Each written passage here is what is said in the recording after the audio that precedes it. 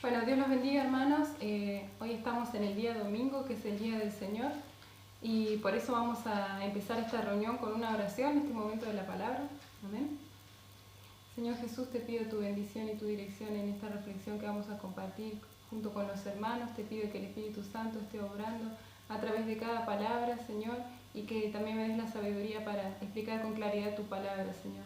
En este momento, Señor, citamos la autoridad de tu palabra, Señor, y queremos solamente concentrarnos en ella porque solo tú tienes el poder y la autoridad, Señor, sobre nuestra vida, y solo tus palabras producen vida y consuelo para nuestro espíritu.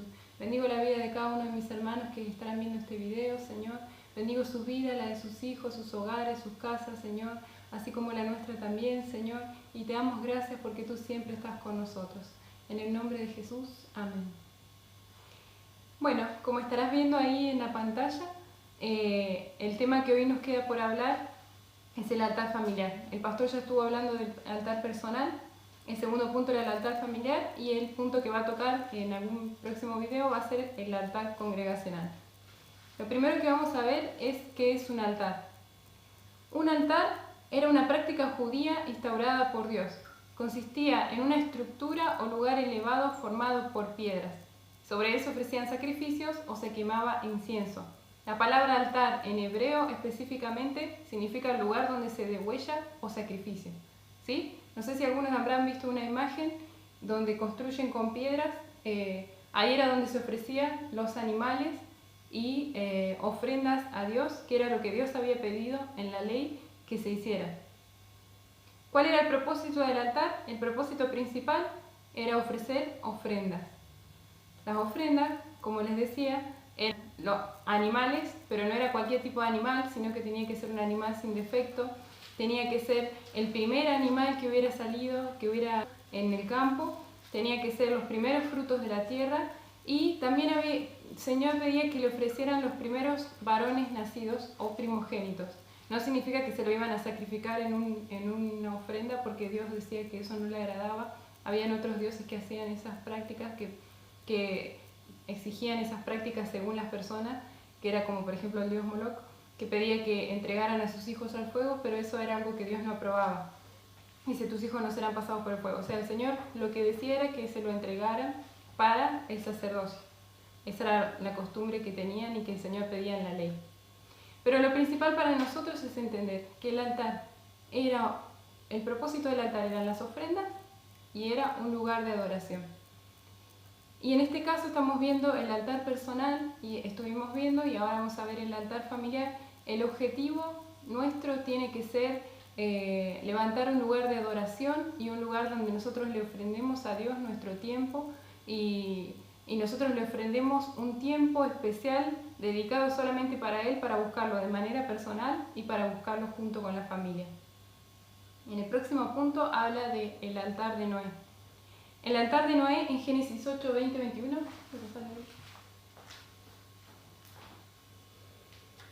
Dice así.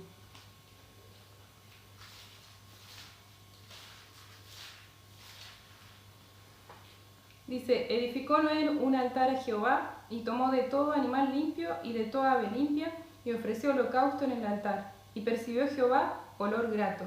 Y dijo Jehová en su corazón, no volveré más a maldecir la tierra por causa del hombre, porque el intento del corazón del hombre es malo desde su juventud. Ni volveré más a destruir todo ser viviente, como he dicho.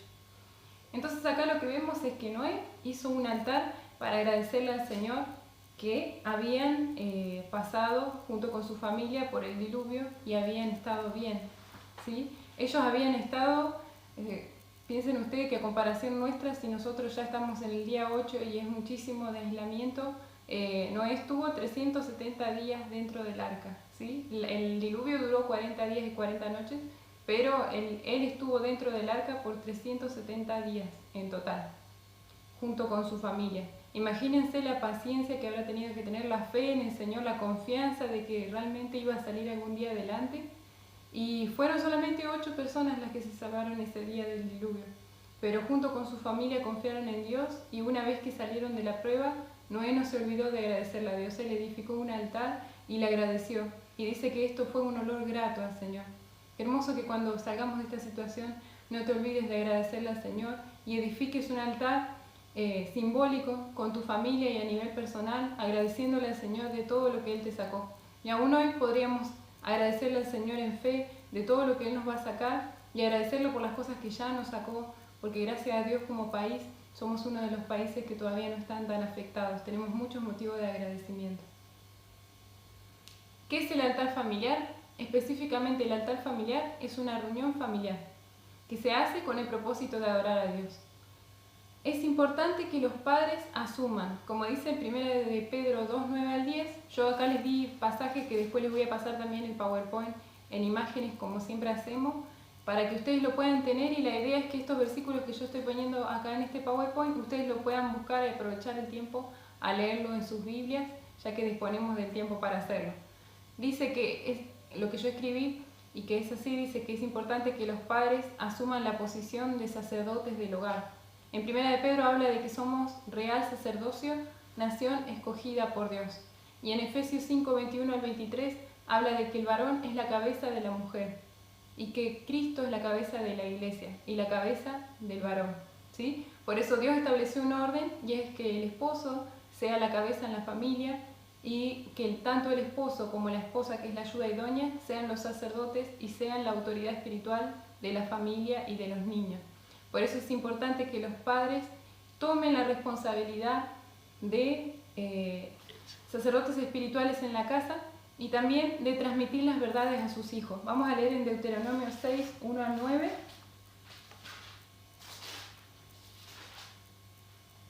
Dice así: estos pues son los mandamientos, estatutos y decretos que Jehová vuestro Dios mandó que os enseñase, para que los pongáis por obra en la tierra a la cual pasáis vosotros para tomarla, para que temas a Jehová tu Dios guardando todos sus estatutos y sus mandamientos que yo te mando, tú, tu hijo y el hijo de tu hijo, o sea que habla de los nietos también, todos los días de tu vida, para que tus días sean prolongados.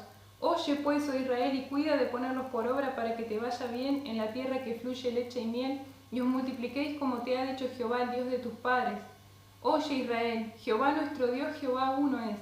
Amarás a Jehová tu Dios de todo tu corazón, y de toda tu alma, y con todas tus fuerzas. Y estas palabras que yo te mando hoy estarán sobre tu corazón, y las repetirás a tus hijos, y hablarás de ellas estando en tu casa, y andando por el camino, y al acostarte, y cuando te levantes, y las atarás como una señal en tu mano, y estarán como frontales entre tus ojos, y las escribirás en los postes de tu casa y en tus puertas. Este es un pasaje hermoso que también pueden usarlo para compartir en familia, para que los niños vean que el Señor es el que mandó que tengamos presente su palabra, tanto nosotros como nuestros hijos y nuestros nietos, y aún habla de tener la palabra escrita en nuestra casa. Y dice que tenerla, como una señal en tu mano, como frontales entre tus ojos, la escribirás en los postes de tu casa y en tus puertas. O sea que habla de tener la palabra en todo momento. Uno puede hacer un cuadro y tener un pasaje bíblico dentro de la casa, que sería hermoso, porque cuando uno está pasando por pruebas, se encuentra con ese pasaje y lo lee y lo reconforta. Así que acá el Señor habla de ser responsables como padres y como abuelos, de transmitir la palabra del Señor y las verdades del Señor. Y también en Números 6, 22 al 27, la palabra de Dios habla acerca de bendecir a los hijos. En Números 6 dice así: Jehová habló a Moisés diciendo: habla a Aarón y a sus hijos y diles: así bendeciréis a los hijos de Israel, diciéndoles: Jehová te bendiga y te guarde, Jehová haga resplandecer su rostro sobre ti y tenga de ti misericordia, Jehová alce sobre ti su rostro y ponga en ti paz, y pondrán mi nombre sobre los hijos de Israel y yo los bendeciré. Esta es una palabra, una bendición sacerdotal que Dios le dio para Aarón y sus hijos, que eran los sacerdotes.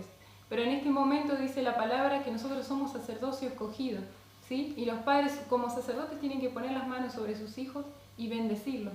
Si sus hijos no pueden dormir bien, si están ansiosos, si están preocupados, si están incordiosos con todo esto que están viviendo, los padres tienen que poner sus manos sobre sus hijos y bendecirlos, declarar la bendición de Dios, y el Señor los va a respaldar, ¿sí? Oren los padres con los hijos y también los hijos por los padres. Vamos a seguir adelante, no quiero adelantarme. Dice, ¿cómo hacer un altar familiar? Bueno, lo primero es separar un momento del día para reunirse en familia a adorar a Dios. Puede ser en la casa o cuando tengamos la oportunidad de salir, podrían ir al parque, podrían ir a un lugar al aire libre y compartir ese momento. No es necesario que sea dentro de la casa. Segundo, compartir una lectura de la palabra, que acá en este momento pueden turnarse, por ejemplo, si se trata de un matrimonio, puede turnarse la mujer por un lado compartir la palabra, otro día que le toque al varón, ¿sí? O los niños también pueden compartir la palabra, elegir un versículo que se lo guarden y que digan, este va a ser para nuestro altar familiar que vamos a compartir, lo guardo y después lo comparto. Lo importante es que todos puedan participar de esa lectura y del análisis, ¿sí? Tratar de que no sea una lectura extensa, ponerme a leer 10 capítulos si tengo niños en mi casa, que obviamente ya se van a dispersar y se van a perder, sino una lectura corta que uno comparta, concisa, donde uno le pregunte a los chicos o le pregunte a su esposo o su esposa, bueno, a ver, ¿vos qué entendés de este pasaje? Yo entiendo esto, a mí el Señor me habló esto, ¿a vos qué te habla el Señor? Y que cada uno pueda participar y así se va a enriquecer mucho más la palabra que saquen para ese día.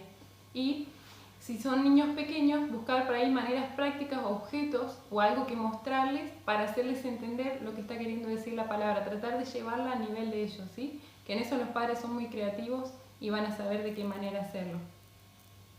Después, orar un poco cada uno bendiciéndose, y por las necesidades de la iglesia y por los misioneros. Ustedes saben que estamos orando por los misioneros que no pueden ser repatriados, como es el caso de Belén Monge. Estemos orando por ella, ¿sí? Como iglesia, que está en Grecia, está en cuarentena y no la pudieron volver a repatriar.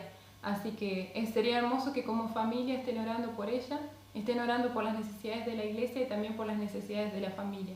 Y bendíganse por turnos, un poco cada uno, no importa si los chicos son chiquitos, si tienen 2, 3 años, igualmente pueden mostrarles cómo orar, aprovechar, enseñarles a orar y que ellos bendigan a la familia. Otra cosa, se puede cantar y dejar participar a los niños con instrumentos, por ejemplo, hay chicos que saben tocar la guitarra, saben tocar el teclado, o bien con objetos que producen sonido. Podría ser si alguno tiene una pandereta, si tienen algo que pueda hacer de tambor, si tienen algo que produzca sonido para que ellos canten y se sientan parte, también pueden hacerlo. O también pueden hacer que ellos dirijan el momento ese diciendo, por ejemplo, bueno, vamos hoy me toca a mí dirigir y vamos a cantar primero esta canción, después esta, que sea responsable de prepararla y de anticiparse, que sea un momento del día que ellos deseen que lleguen, porque lo van a compartir en familia y va a ser algo especial. Ustedes saben que los niños siempre juegan a dirigir las reuniones, así que sería una linda oportunidad para que ellos dirijan las canciones. También las pueden reproducir con el celular, ¿no? Si no tienen instrumentos o no quieren hacerlo de esa manera, buscan las canciones con el celular y las reproducen de ahí. Pero ¿cuál es la importancia del altar familiar? Acá les quería compartir una experiencia de Matthew Henry. Matthew Henry es el autor de este comentario bíblico que es muy conocido, ¿sí? Todas las personas que quieren estudiar la Biblia mínimamente tienen este comentario bíblico porque es uno de los más sencillos y los más conocidos. Matthew Henry, que es el que escribió este comentario bíblico, tuvo una experiencia de altar familiar cuando era niño. Yo les voy a leer una información que encontré. Dice que el padre de Matthew Henry se llama Philip Henry. Philip Henry fue un modelo de padre. Dice que él se reunía con la familia y con su servidumbre, o sea, los criados, porque en ese tiempo tenían esa costumbre, 2 veces cada día, a la mañana y a la noche, para leer y estudiar toda la Biblia. Además del estudio bíblico, animaba a todos a cantar himnos cristianos, lo más alto que pudieran. Decía que de esa manera la gente de la calle sabría que esa es una familia auténticamente cristiana. Afirmaba que la música cristiana era como el cordón de grana en la ventana de Rahab, la señal de que ese hogar había personas temerosas de Dios. Los hijos y la servidumbre de Philip Henry solían tomar notas de los estudios bíblicos, que esto es algo muy bueno que podrían hacer también. Y esas notas sirvieron de fundamento de lo que más tarde llegó a ser el comentario bíblico de Matthew Henry. Fíjense hasta qué punto le marcó a este niño el altar familiar, que él llegó a escribir un comentario bíblico gracias al resultado de esas reflexiones que compartían en familia. El otro caso es el de Timoteo, que está en 1 de Timoteo 1:5. Habla acerca de la influencia de su abuela y de su madre. 1 de Timoteo 1:5 dice así. No, perdón, 2 de Timoteo 1.5. Ahí me equivoqué. Sí, anoten después 2 de Timoteo 1.5. Dice, trayendo a la memoria la fe no fingida que hay en ti, la cual habitó primero en tu abuela Loida y en tu madre Eunice, y estoy seguro que en ti también. Acá habla de la influencia de la abuela y de la madre en la vida de Timoteo, que llegó a ser pastor. Y también en Hechos 16.1, que después lo pueden leer, habla de que su padre era no creyente. O sea, fíjense, una familia constituida con el papá que no era creyente, pero aún así el niño fue instruido en la palabra del Señor. Y después tenemos el caso del rey Josías, que ustedes lo pueden leer, ya lo hemos compartido en la iglesia, acerca del corazón dócil que tenía Josías y la influencia que tuvo su abuelo y también su padre David, las generaciones de él. El punto que sigue, los beneficios del altar familiar. ¿Cuáles son los beneficios? Primero, Dios promete su bendición sobre la familia. Ustedes pueden leer los pasajes que ahí le estamos dejando. El Señor promete bendecirnos cuando tenemos esta práctica del altar familiar.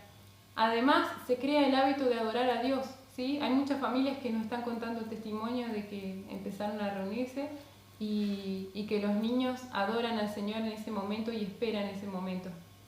Después se va a crear un modelo a seguir para los niños. Estimulará a los hijos a poner en primer lugar a Dios, que esto es tan importante, que ellos entiendan que en la familia el primer lugar lo tiene el Señor. Facilitará la comunicación y los lazos familiares. Ustedes imagínense qué hermoso tener ese hábito diario, cómo va a unir más a la familia, y el hecho de bendecirse todos los días va a ser hermoso. Permitirá experimentar el amor, el perdón, la fe y la gracia que viene de Dios dentro de la familia. Los niños van a poder pedirse perdón y demostrarse amor a la manera de Dios, van a poder aplicar las verdades bíblicas también a su vida de una forma práctica. Después, lo más importante del altar familiar es reconocer que el Señor es el que tiene más importancia dentro de la familia, porque Él es el que le da el trabajo a los padres, el que le da el alimento, nos da los alimentos, nos da el abrigo, nos da todo lo que necesitamos. Es el que brinda la salud en estos tiempos, es el Señor. Es el que trae la paz en el matrimonio de los padres, es el que trae la paz en la relación de los padres y los hijos.